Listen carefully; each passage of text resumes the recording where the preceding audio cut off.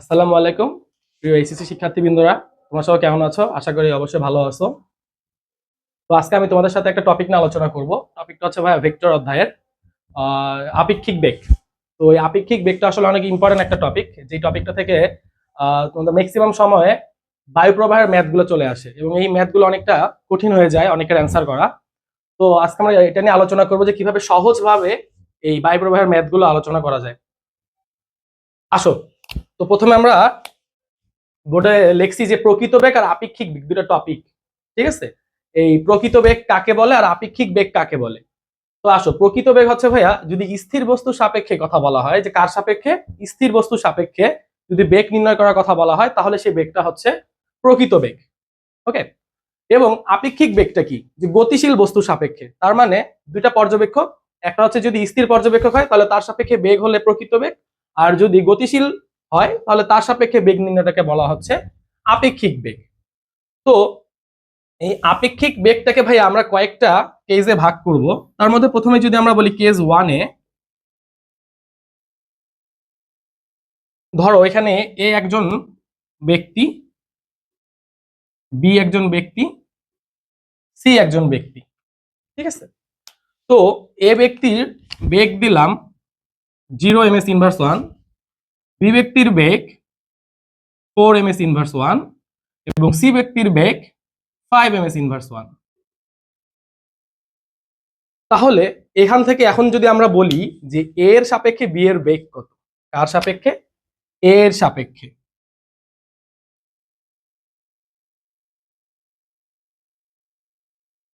এর সাপেক্ষে বি এর বেগ।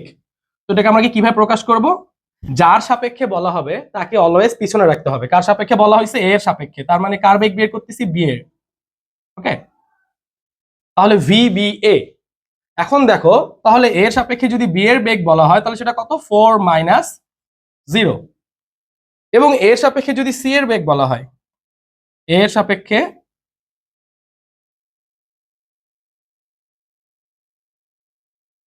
সি এর বেগ, তাহলে কি হবে? V C A is equal to 5 - 0। আচ্ছা, এখন আমরা যদি বলি যে বি এর সাপেক্ষে এর বেগ, কার সাপেক্ষে?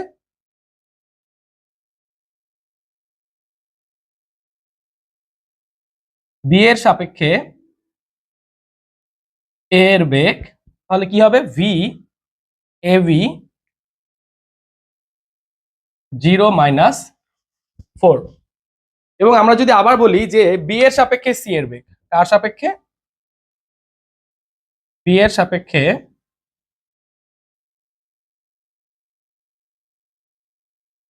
সি এর বেগ, তাহলে কি হবে? ভি সি বি, তাহলে এটা কি হবে? 5 - 4। আচ্ছা, তাহলে বি এর সাপেক্ষে সি এর বেগ V C B is equal to 5 - 4। Okay, এখন আমরা যদি আবার বলি সি এর সাপেক্ষে এর বেগ V A C is equal to 0 - 5 এবং সি এর সাপেক্ষে বি এর বেগ V B C is equal to 4 - 5। তো এখন দেখো ভাইয়া, তো এখানে একটা জিনিস, যে আমরা বললাম যে তিনটা পর্যবেক্ষক ছিল, মানে তিনটা ব্যক্তি ছিল, এ বি এবং সি।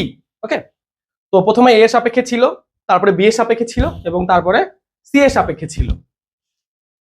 তো এখন দেখো, আমি যদি এটাকে একটু মডিফাই করে লিখতে চাই তাহলে কি লেখা যায়? যে 4 + 0 কে যদি আমি বলি 4 ± 0 এবং 5 - 0 কে যদি বলি 5 ± 0 এবং পরেরটাকে যদি বলি 0 + - 4, 5 + - 4 এবং এখানে যদি বলি 0 + - 5, 4 + - 5। আচ্ছা, এটা কেন করলাম? এখন দেখো, এটা করার প্রধান উদ্দেশ্য যেটা ভাইয়া, যে একটা জিনিস মনে রাখবো, যার সাপেক্ষে বলবে, ঠিক আছে, যার সাপেক্ষে বলবে তাকে অলওয়েজ কি করতে হবে? বিয়োগ করতে হবে। যেমন দেখো, এখানে কার সাপেক্ষে বলছে? এর সাপেক্ষে বলছে। এর বেগ কত ছিল? 0, 0কে বিয়োগ করছি। আবার দেখো বি এর সাপেক্ষে বলছে, বি এর বেগ কত ছিল 4, তাহলে -4। সি এর সাপেক্ষে বলছে, তাহলে তখন কি -5। তার মানে আপেক্ষিক বেগের ক্ষেত্রে তোমরা সংক্ষেপে বলতে পারো এখানে একটা শর্ত থাকবে যে যার সাপেক্ষে বলবে, যার সাপেক্ষে বলবে তাকে কি করতে হবে ভাইয়া, বিয়োগ করতে হবে। যার সাপেক্ষে বলবে তাকে কি করতে হবে, বিয়োগ করতে হবে। আচ্ছা, এই জন্য ভাইয়া আপেক্ষিক বেগ টপিকটা পড়ে যায় আমাদের ভেক্টর বিয়োগের নিয়ম অনুসারে। কার নিয়ম অনুসারে, ভেক্টর বিয়োগ। ওকে, তো এখন দেখো এই যে এ ব্যক্তি যখন বি কে দেখতেছে যে এ ব্যক্তি সাপেক্ষে বি ব্যক্তির বেগ, তো নর্মালি সে দেখতেছে তার থেকে 4 মিটার/সেকেন্ড বেগে সামনে আগায় যাচ্ছে না। আচ্ছা, যেটা আমরা মান পেয়েও গেছি ক্যালকুলেট করে যে 4 মিটার/সেকেন্ড। এবং এ ব্যক্তি সাপেক্ষে যখন আমরা সি এর বেগটা বলতেছি, এ ব্যক্তি দেখতেছে সি কে কত বেগে সামনের দিকে যেতে, 5 মিটার/সেকেন্ড বেগে। আচ্ছা দেখো তো ভাইয়া এখানে এই এ ব্যক্তি বেগটা 0, তার মানে সে স্থির না। তাহলে আমরা প্রথমে সংজ্ঞা বলছিলাম যে স্থির বস্তু সাপেক্ষে যদি বেগ বলা হয় তাহলে সেই বেগটা কি, তোমার হচ্ছে প্রকৃত বেগ। তাহলে আমরা বলতে পারি এর সাপেক্ষে এই বেগ দুটো কি ভাইয়া, প্রকৃত বেগ।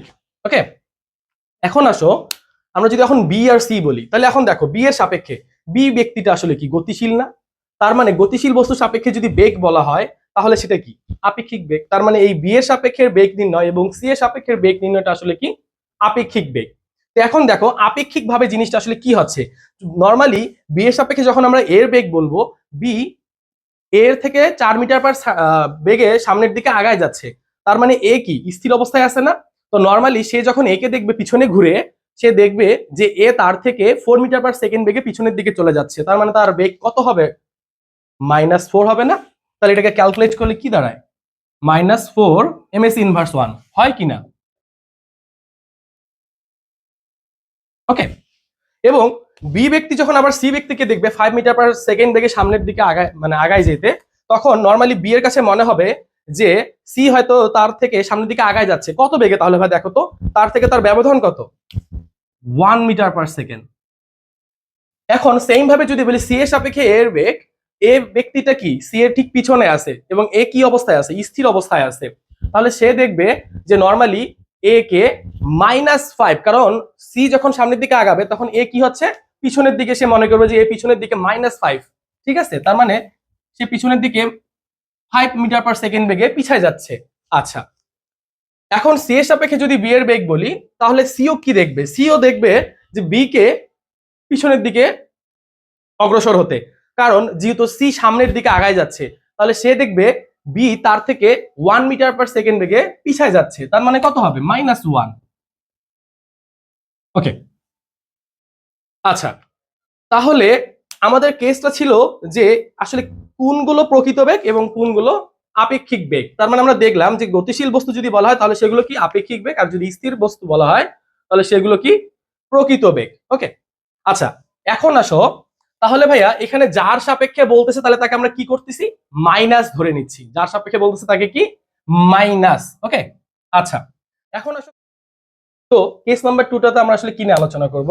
সে ধরো এ একজন ব্যক্তি, সে সামনের দিকে 5 মিটার/সেকেন্ড বেগে অগ্রসর হচ্ছে এবং তারই ঠিক বিপরীত দিক থেকে বি নামের আরেকজন ব্যক্তি 4 মিটার/সেকেন্ড বেগে বি এর সাপেক্ষে সামনের দিকে অগ্রসর হচ্ছে।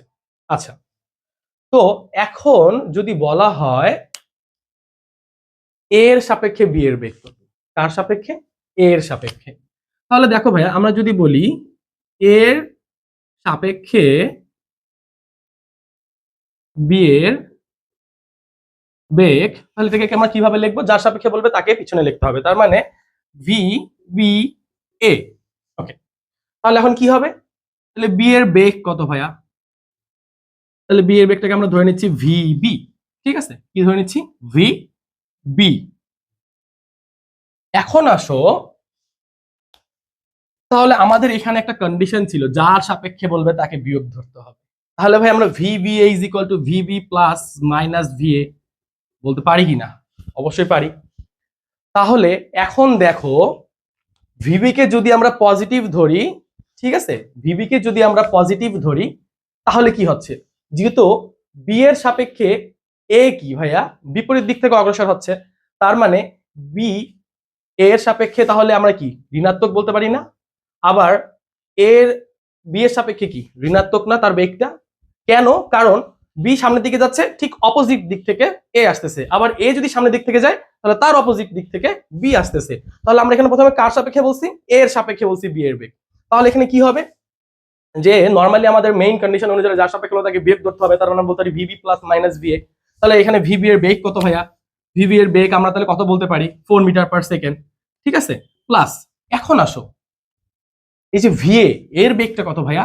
5 না? আচ্ছা, যেহেতু বি এর সাপেক্ষে এ কি উল্টো দিক থেকে যাচ্ছে, তার মানে কি সে ঋণাত্মক হবে না? তার মানে দেখো তো ভাইয়া, এটাকে আমরা একটু এভাবে লিখতে পারি না যে মাইনাস অফ -5, কারণ এই মাইনাস ভিএ মানে -5, মানে ভিএ 5, তার মানে মাইনাস ভিএ মানে -5। কিন্তু বি এর সাপেক্ষে এ কি অপোজিট দিক থেকে আসতেছে, তাহলে এই যদি পজিটিভ হয় তাহলে এ কি হবে? নেগেটিভ। তাহলে ওই নেগেটিভের জন্য আরেকটা নেগেটিভ। তাহলে ভাইয়া আলটিমেটলি তাহলে কত হচ্ছে ভাইয়া? 9 ms ইনভার্স 1। তাহলে ভাইয়া যদি মুখোমুখি বলা হয়, কি বলা হয়? মুখোমুখি বা বিপরীতমুখী দুটি বস্তুর যদি বেগ নির্ণয় করা বলা হয়, তাহলে অবভিয়াসলি তখন তাদের কি হবে? তাদের বেগদ্বয়ের যোগফলটা হয় তাদের কি আপেক্ষিক বেগ। আসলে এই যোগফল হওয়ার কারণে যেটা হচ্ছে ভাইয়া, আমরা কি করতেছি? যোগ করতেছি না? তো এই যোগফল হওয়ার কারণে যেটা হয়, এই মুখোমুখি বা বিপরীতমুখী ঘটনার ক্ষেত্রে ভাইয়া এই মানগুলো বা এই ঘটনাগুলো আসলে কি হয়? খুব দ্রুত ঘটে যায়। এই জন্য তোমরা দেখবা উদাহরণ হিসেবে চলমান ট্রেনের কথা যদি আমরা বলি, যে মুখোমুখি দুটো ট্রেন আসতেছে, একটা ট্রেন মনে করো সামনের দিকে যাচ্ছে, ঠিক অপোজিট দিক থেকে আরেকটা ট্রেন আসতেছে। এই অবস্থায় ভাইয়া এক বগির প্যাসেঞ্জার আরেক বগির প্যাসেঞ্জারকে খুব দ্রুত দেখবে ট্রেন দুটিকে অতিক্রম করতে। ঠিক আছে, কেন? কারণ এখানে ভাইয়া যে আপেক্ষিক বেগটা ঘটে সেটা আসলে প্লাস হয়ে যায়। এই কারণে তার মানটা অনেক বেশি হওয়ার কারণে, কারণ নর্মালি দেখো বি যাচ্ছে কত 4 মিটার পার সেকেন্ড, কিন্তু তার প্যাসেঞ্জার সেটাকে কি মনে করবে? এর প্যাসেঞ্জাররা তাকে কি মনে করবে? 9 মিটার পার সেকেন্ড বেগে। সেম ভাবে আমরা যদি বলি যে বি এর সাপেক্ষে এখন যদি এর বেগ বলি, কার সাপেক্ষে যদি বলি? বি এর সাপেক্ষে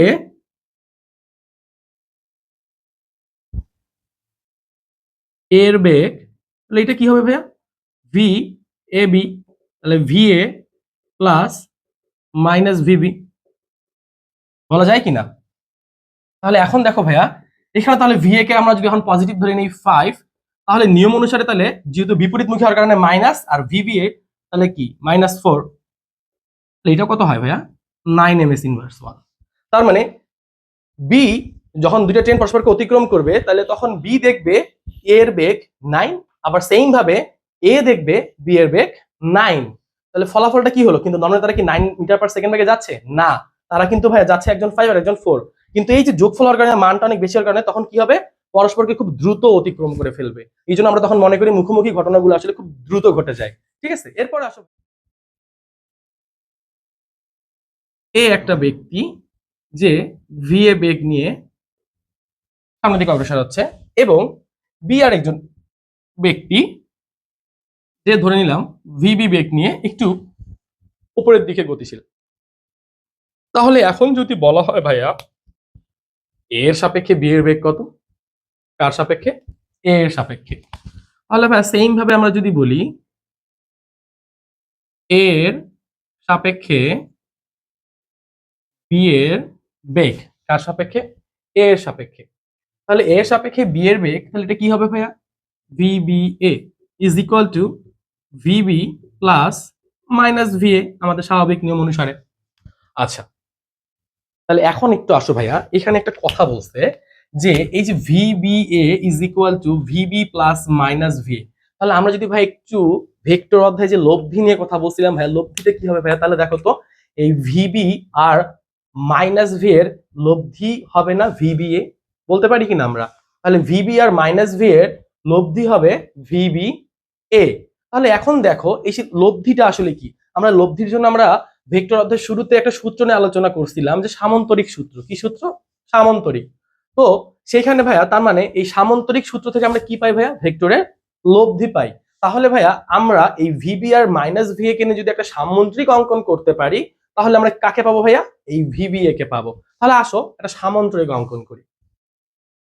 তো এখন দেখো ভাইয়া, একটু যদি আমি চিত্রটাকে সম্পূর্ণ করি তাহলে চিত্রটা কেমন হবে ভাইয়া, যে এরকম আর হচ্ছে এরকম। তাহলে এই বরাবর ছিল কে, ভিএ, এবং এই বরাবর ছিল কি, ভিবি, তাই তো? তাহলে এখন দেখো এখানে তাহলে কার লব্ধি বলছে ভাইয়া, ভিবি আর মাইনাস ভিএ। তাহলে আমার কি মাইনাস ভিএ আছে না, তাহলে ভি এর ঠিক অপোজিট হবে কি, মাইনাস ভিএ। তাহলে আমরা এটাকে তাহলে বলতে পারি না মাইনাস ভিএ। তাহলে এখন দেখো, তাহলে মাইনাস ভিএ পেয়ে গেলাম। তাহলে এখন মাইনাস ভিএ আর ভিবি এর লব্ধিটাই হবে ভিবিএ। তাহলে লব্ধি মানে কি, একটু আগে আমরা বললাম যে সামন্তরিক অঙ্কন করা, কারণ সামন্তরিকের যে কর্ণ সেটাকে আমরা কি বলছিলাম, লব্ধি। কিভাবে, যে কোন একটা নির্দিষ্ট বিন্দু থেকে, আসো সামুদ্রিক সূত্রটা কিন্তু ভাই অনেক একটা ইম্পর্টেন্ট সূত্র, যেটা প্রায় আসছে আমাদের কয়ে, একটু শর্টকাট ভাবে কিভাবে মনে রাখা যায় সেটা আমরা একটু শিখি। প্রথমে যে বলতে হবে একটা নির্দিষ্ট বিন্দু হতে, কি বললাম, একটা নির্দিষ্ট বিন্দু হতে অঙ্কিত দুটি সন্নিহিত বাহু, অঙ্কিত দুটি কি, সন্নিহিত বাহু যদি যথাক্রমে কি নির্দেশ করে, দুটি ভেক্টরকে নির্দেশ করে। এই যে দুটি ভেক্টরকে যদি নির্দেশ করে, তাহলে এর নাম দিলাম ধরো কিউ ভেক্টর, এর নাম দিলাম পি ভেক্টর।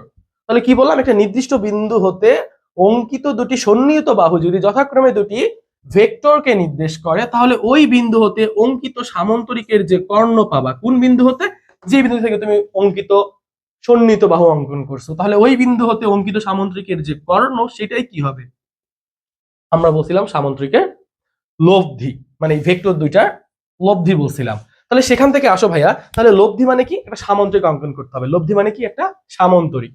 তাহলে আসো তো ভাইয়া, তাহলে মাইনাস ভি আর ভি এর মধ্যে একটা সামন্তরিক অঙ্কন করি, কি হবে দেখো তো। তাহলে এটাকে একটা সামন্তরিক বলতে পারি না আমরা? তাহলে এখন দেখো নির্দিষ্ট বিন্দু কোনটা ছিল ভাইয়া, এই সেই নির্দিষ্ট বিন্দু না? তাহলে এই নির্দিষ্ট বিন্দু থেকে উৎপন্ন দুটি সন্নিহিত বাহু যথাক্রমে দুটি যদি ভেক্টরকে নির্দেশ করে, তাহলে ওই বিন্দু হতে অঙ্কিত সামন্তরিকের যে কর্ণ পাবা, তাহলে কর্ণ কোনটা পাবো ভাইয়া, এটাই সেই কর্ণ পাবো না? তাহলে এইটাই কি নির্দেশ করবে ভাইয়া, লব্ধি। তার মানে এইটাই হবে কি, মাইনাস ভি আর ভিবি এর লব্ধি, যেটাকে আমরা নাম দিছি ভিবি এ। ওকে, তাহলে এখন আসো, যদি এখন তোমাকে কোশ্চেনে বলা হয় এই ভিবি এর মান কত, কি বলছে, ভিবি এর মান কত, তাহলে কি করবা? তাহলে দেখো তো ভাইয়া, এই ভিবি আর ভি এর মধ্যবর্তী কোণকে যদি আমরা আলফা বলি, তাহলে এই ভিবি আর মাইনাস ভি এর কোণটাকে তাহলে কত হবে ভাইয়া, 180 ডিগ্রি মাইনাস আলফা হবে কিনা?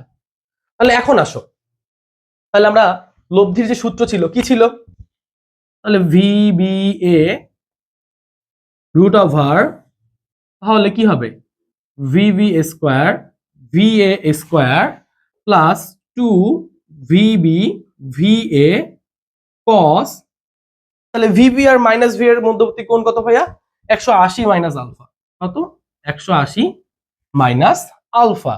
তাহলে ভাই এটাকে যদি এখন আমরা ক্যালকুলেট করি, তাহলে কি দাঁড়াবে, V B square V A square minus 2 V B V A cos alpha, বলতে পারি কিনা? তাহলে এখানে যদি এখন আমাদের মান দেওয়া থাকে, আমরা যা মান পাবো সেই মানটা বসাই দিলে আমরা কি পাবো ভাইয়া, লব্ধির মান পেয়ে যাব।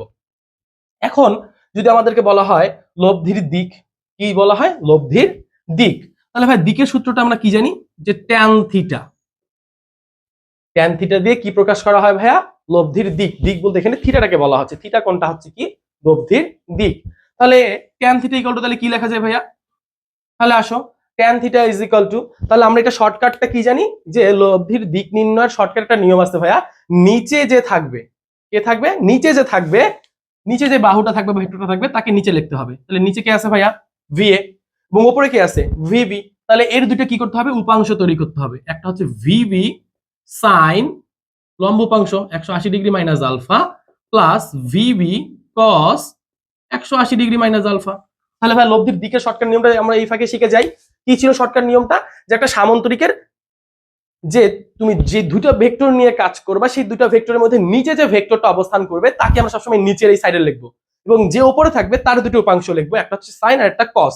সাইন থাকবে উপরে, কস থাকবে নিচে, ঠিক আছে? তাহলে আমরা যদি এখানে কম্পেয়ার করতে চাই এইটা, তাহলে কি হইতো, তখন এটা হইতো tan theta is equal two, নিচে কে ছিল ভাইয়া পি, উপরে কে ছিল ভাইয়া কিউ, তাহলে উপরে হবে কিউ সাইন আলফা, নিচে হবে কি ভাইয়া, কিউ কস আলফা, যদি আমরা এই কোণটাকে আলফা ধরে নেই। ওকে, তাহলে ভাইয়া আমাকে যদি তাহলে এর সাপেক্ষে বি এর বেগ, তাহলে V B A is equal to V B plus minus V A, তাহলে এখান থেকে আমাদের যদি এই লব্ধির দিক বা তার মানটা যদি বের করতে বলা হয়, সেই মানটা আমরা বের করতে পারবো এই সূত্র দিয়ে, যদি আমরা মান জেনে থাকি।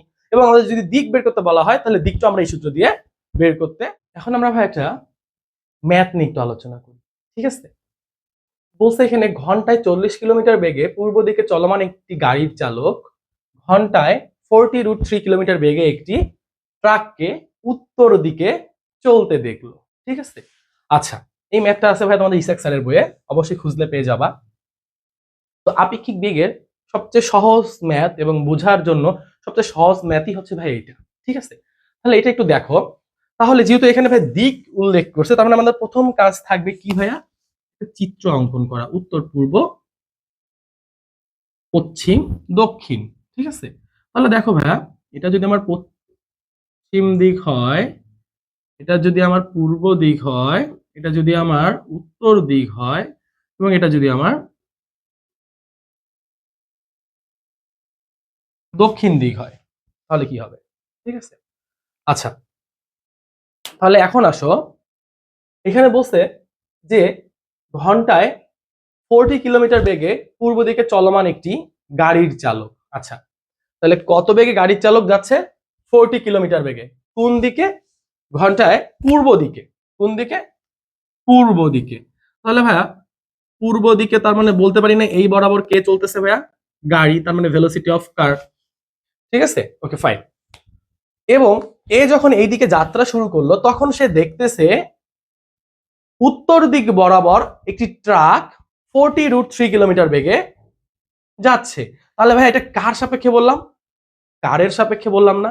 তার মানে কারের সাপেক্ষে ট্রাকের একটা বেগ পাইছি না, সেটা কত? 40√3। এটা কোন দিকে ভাইয়া? উত্তর দিকে। তাহলে দেখো তো ভাইয়া, তাহলে এই বরাবর বলতে পারি না এটা কি ভাইয়া? ভি পি সি, যে কারের সাপেক্ষে ট্রাকের বেগ, ঠিক আছে? আচ্ছা, এখন এটা ভিটিসি কেন হলো? কারণ এই যে গাড়ির চালক, সে কি অবস্থায় আছে? চলমান অবস্থায় আছে। এ কি ভাইয়া ট্রাককে প্রকৃত বেগে দেখবে? কখনোই না, সে দেখবে কি? আপেক্ষিক বেগে।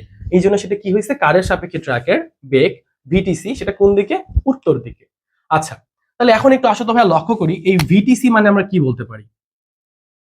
ভিটিসি মানে তাহলে কি বলা যায় ভাইয়া? আপেক্ষিক বেগ থেকে শিখে আসছি ভিটি প্লাস মাইনাস ভিসি। তার মানে এই ভিটিসি হচ্ছে কি? ভিটি আর মাইনাস ভিসি এর লব্ধি।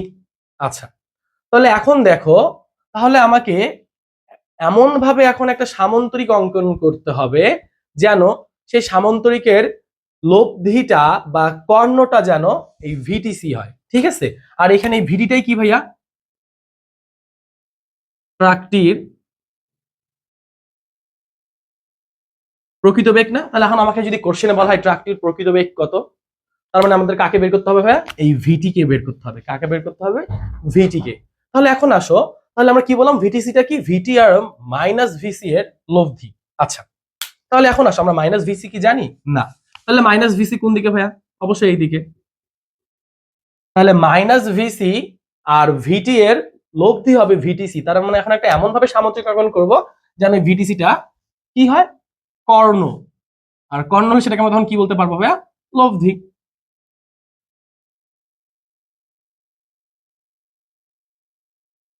তাহলে এখন দেখো তো ভাইয়া,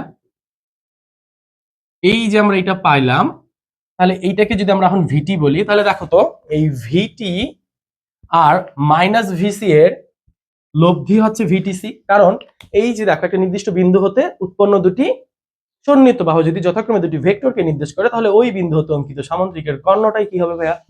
লব্ধি। তার মানে এই ভিটিসি কি? তাহলে এই দুটার লব্ধি।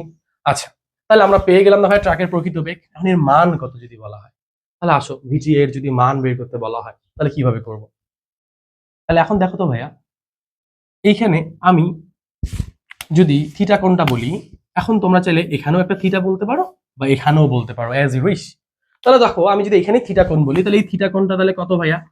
তাহলে দেখো তো, আমরা তাহলে ট্যান থিটা সূত্র দিয়ে বলতে পারি না যে tan theta is equal to কি? লম্ব বাই ভূমি। লম্ব কে ভাইয়া? এই যে এটা না? তাহলে এটা মানে কি ছিল ভাইয়া? ভিসি না? তার মানে ভিসি এর মান ডিভাইডেড ভূমি কে ভাইয়া? এইটা না? তাহলে এই বরাবর কি ছিল ভাইয়া? ভিটিসি। ভিটিসি। আচ্ছা, এখন দেখো, তাহলে tan theta is equal two VC divided VTC. তাহলে ভিসি এর মান কত ছিল ভাইয়া?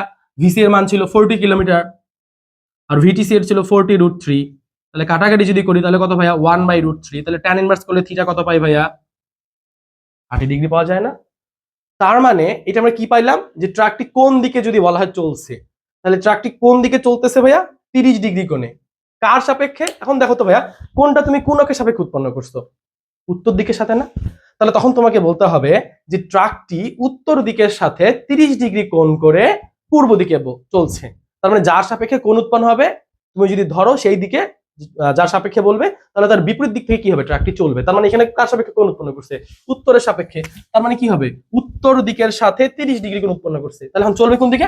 পূর্ব দিকে। এখন আমি যদি এটাকে থিটা কোণ বলতাম, তাহলে তখন কি হতো?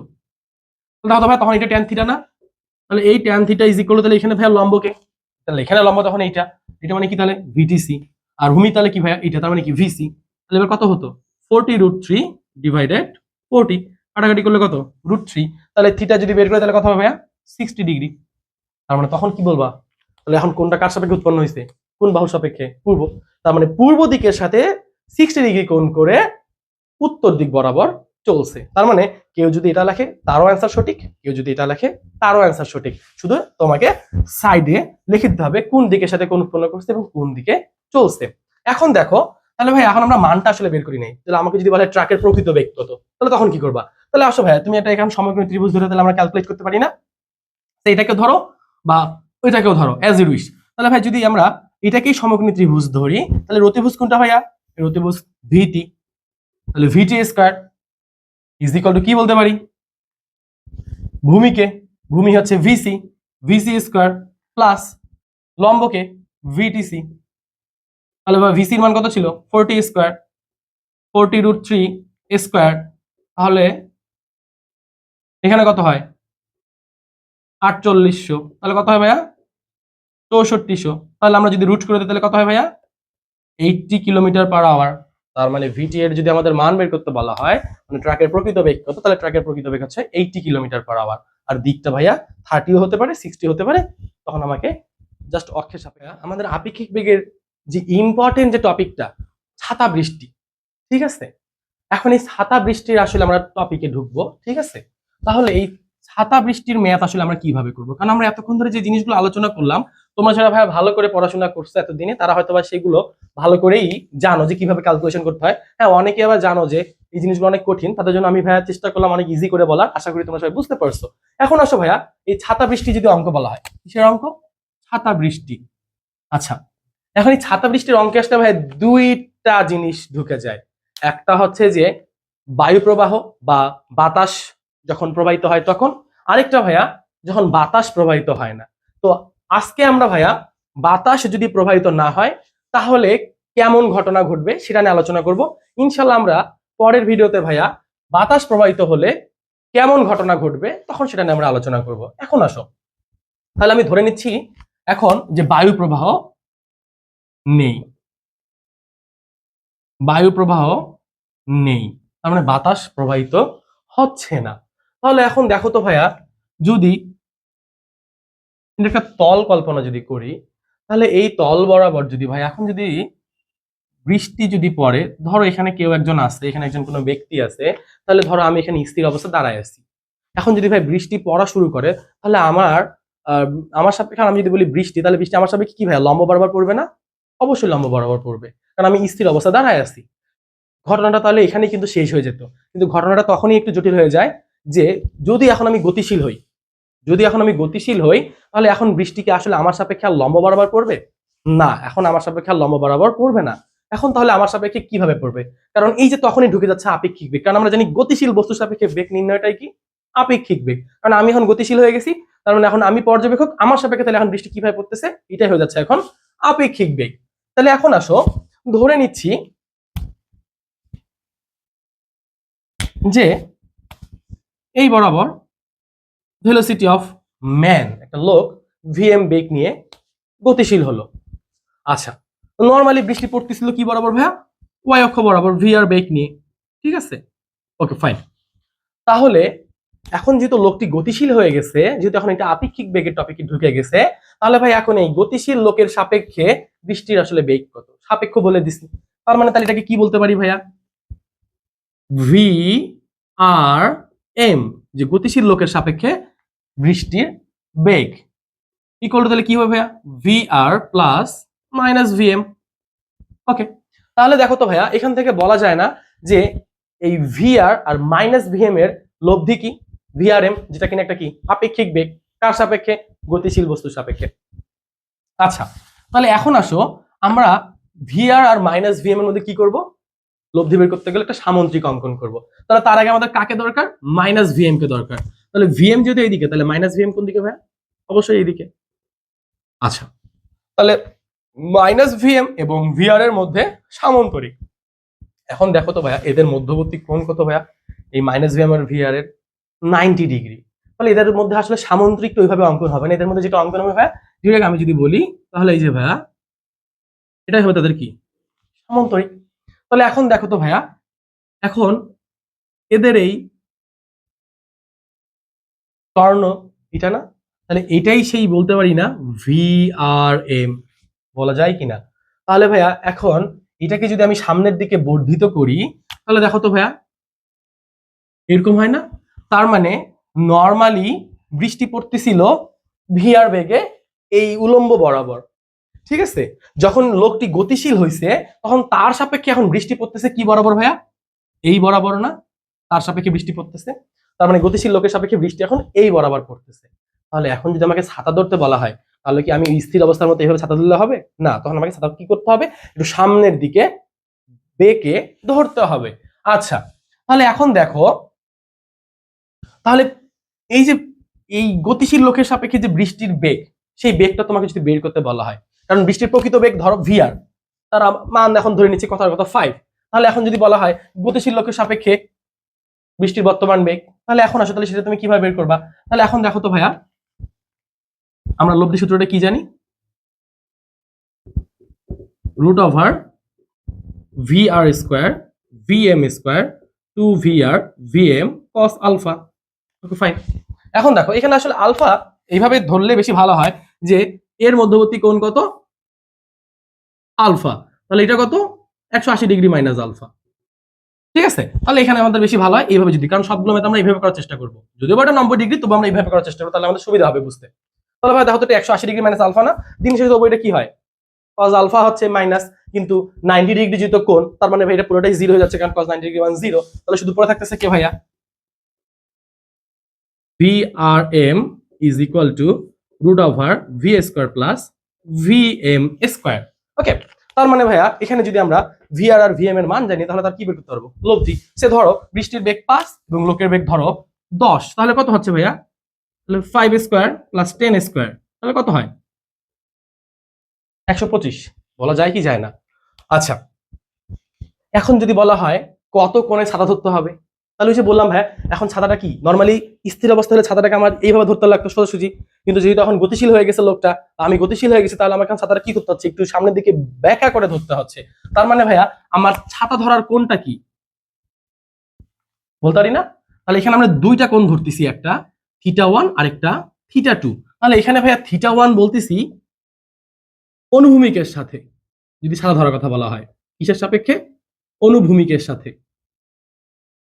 এবং আরেকটা θ2 যেটা বলছি সেটা কার সাপেক্ষে, তাহলে ভাইয়া উলম্বের সাথে। কার সাপেক্ষে, উলম্বের সাথে। তাহলে আমরা দুইভাবে ছাতা ধরতে পারি, কার সাথে, একটা অনুভূমিকের সাথে কত কোণে, নতুবা উলম্বের সাথে কত কোণে। তাহলে এখন দেখো তো ভাইয়া, তাহলে এই পাশে যদি আমি একটু কোণটাকে বর্ধিত করি, তাহলে এইটাই কি আমার θ1 এবং এইটাই কি আমার θ2। ওকে, তাহলে এখন দেখো তো θ1 ও θ2 বের করা সহজ কিনা আমাদের। তাহলে আমরা যদি বলি tan θ1 ইজ ইকুয়াল টু, তাহলে দেখো তো ভাইয়া θ1 বলতে কাকে বুঝাইছি, এই কোণটাকে, ঠিক আছে, θ1 কে, এই যে এই কোণটা হচ্ছে আমার θ1। তাহলে এখানে যদি একটা আমি এখন সমকোণী ত্রিভুজ কল্পনা করি, তাহলে tan θ ইজ ইকুয়াল টু কি, লম্ব বাই ভূমি। তাহলে এখানে লম্ব কে ভাইয়া, এটা না, ভূমিকে এটা না, তাহলে এটা বলতে কি ভাইয়া, ভি আর না, এটা বলতে কে, ভি আর। তাহলে কি হবে, ভি আর, এবং ভূমি তাহলে কে ভাইয়া, ভি এম। ওকে, এবং আমরা যদি ভাইয়া এই কোণটাকে ধরি থিটা টু, তাহলে কি হবে, tan θ2 ইজ ইকুয়াল টু তাহলে এখন দেখো তো ভাই, এটা যদি θ2 হয় তাহলে এটা এখন একটা সমকোণী ত্রিভুজ উৎপন্ন করছে না? তাহলে এখানে কি হবে লম্ব ভাইয়া? তাহলে এখানে লম্ব এটা না? তাহলে এটা মানে কি ভাইয়া? ভিএম। এবং এটা মানে কি ভাইয়া? ভূমি ভি আর। ওকে, তাহলে এখন দেখো এখানে আসলে এই যে ভিএম যেটাকে বলতেছি ভাই, এই যে মাইনাস ছিল না, এখন তোমরা বলতে পারো ভাই মাইনাস মানটা কোথায় গেল? আসলে ভাই এই যে মডুলাস, কি চিহ্ন ইউজ করছি? মডুলাস। এখন এই মডুলাসের ভিতরে মাইনাস কি হয়ে যায় ভাইয়া? পজিটিভ না? এই কারণে ভাই আসলে আমরা ওইটাকে ধরি না ওইভাবে। তাহলে আমরা ডিরেক্ট লিখতে পারি কি, tan θ1 is equal to V R divided V M, এবং tan θ2 is equal to V M divided V R. Okay, আচ্ছা এখন দেখো তাহলে একটা ছিল কি, এটা তাহলে কার সাপেক্ষে বললাম? অনুভূমিকের সাথে θ1। আর θ2 কি ছিল কার সাপেক্ষে? উলম্বের সাথে। তাহলে এখন দেখো তো, তাহলে আমরা এখানে ভি আর কার বেগ ছিল ভাইয়া? বৃষ্টির বেগ। আর ভিএম কার ছিল? মানুষের বেগ। আমরা এখন সবাই এটা মুখস্থ করি শর্টকাটের জন্য, যে এমসিকিউতে গিয়ে, যে মানুষের বেগ বাই বৃষ্টির বেগ। ঠিক আছে, কিন্তু ভাইয়া এখন যদি আমার কোণ চেঞ্জ হয়ে যায় তখন কি করবা? তাহলে ভাই এখানে বলতে হবে যদি উলম্বের সাপেক্ষে, তার মানে কি বৃষ্টির সাপেক্ষে যদি বলা হয়, তাহলে সেটা কি হবে ভাইয়া? মানুষের বেগ বাই বৃষ্টির বেগ। যদি এখন আমাকে বলা হয় অনুভূমিকের সাপেক্ষে, মানে θ1, তার মানে কার সাপেক্ষে? আমার সাপেক্ষে বা গতিশীল লোকের সাপেক্ষে, তখন তাহলে কি হবে? বৃষ্টির বেগ বাই লোকের বেগ। তাহলে এখানে যদি আমরা মান জানি, তাহলে আমরা এর কি বের করতে পারবো? অ্যান্সার অনেক সহজেই বের করতে পারবো। ওকে, তাহলে তোমাদের সবাইকে ভাইয়া অসংখ্য ধন্যবাদ ক্লাসটি দেখার জন্য, এবং আশা করি তোমরা এখান থেকে অনেক উপকৃত হইছো। এবং আমি আশা করি তোমরা যারা এই ক্লাসটি দেখছো তারা অবশ্যই ভাই আমার এই আপেক্ষিক বেগ নিয়ে যে পার্ট 2 একটা ভিডিও আসবে, সেটা অবশ্যই তোমরা দেখবা। এবং যদি ওইটা তোমরা দেখো তাহলে ভাই ইনশাল্লাহ আমি আশা করি তোমাদের যে বায়ু প্রবাহ এবং বায়ু প্রবাহ না থাকলে যে ছাতা বৃষ্টির অঙ্কগুলো কিভাবে ক্যালকুলেট করতে হয় অনেক ইজি ভাবে তোমরা শিখে যাবা। ঠিক আছে, তো অবশ্যই দেখা হচ্ছে ভাই তোমাদের নেক্সট ক্লাসে। সবাই ভালো থাকো, সুস্থ থাকো, আল্লাহ হাফেজ।